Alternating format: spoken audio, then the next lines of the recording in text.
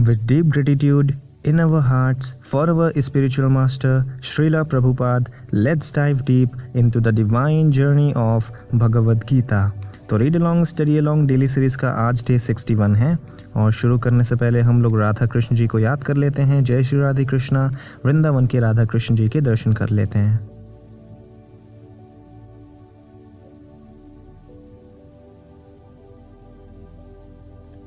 हाँ जी, तो हम लोग चैप्टर 2 पढ़ रहे हैं, अध्याय 2 गीता का सार, और इसमें आज हम लोग श्लोक नंबर 32 पढ़ेंगे, जो कि कुछ इस प्रकार है।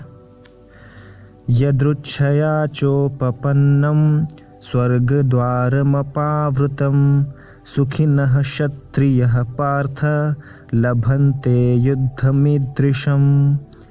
इसका अर्थ है, हे पार्थ, वे क्षत्रिय सुखी हैं जिन्हें ऐसे युद्ध के अवसर अपने आप प्राप्त होते हैं जिससे उनके लिए स्वर्गलोक के द्वार खुल जाते हैं। इसका तात्पर्य है, विश्व के परम गुरु भगवान श्री कृष्ण अर्जुन की इस प्रवृत्ति की भर्त्सना करते हैं। मतलब कि श्री कृष्ण जी अर्जुन के इस एटीट्यूड को कंडेम करते हैं कि जब वह कहता है कि उसे इस युद्ध में कुछ भी तो लाभ नहीं दिख रहा है, इससे नरक में शाश्वत वास करना होगा। अर्जुन द्वारा ऐसे वक्तव्य केवल अज्ञानजन्य थे। वह अपने स्वधर्म के आचरण में अहिंसक बनना चाह रहा था, किंतु एक क्षत्रिय के लिए युद्ध भूमि में स्थित होकर इस प्रकार अहिंसक बनना मूर्खों का दर्शन है।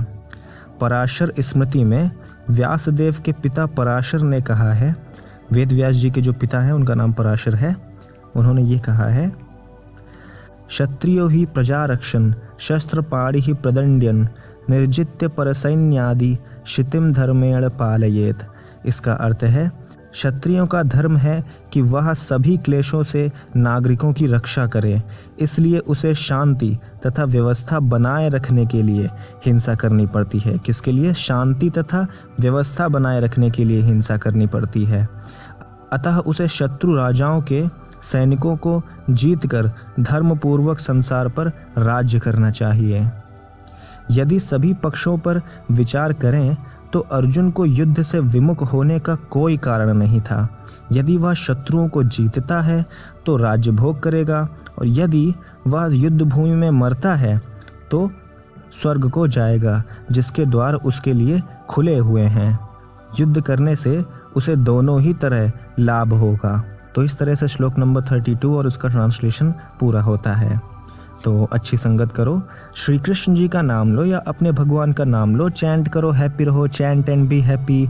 हरे कृष्णा। Thank you.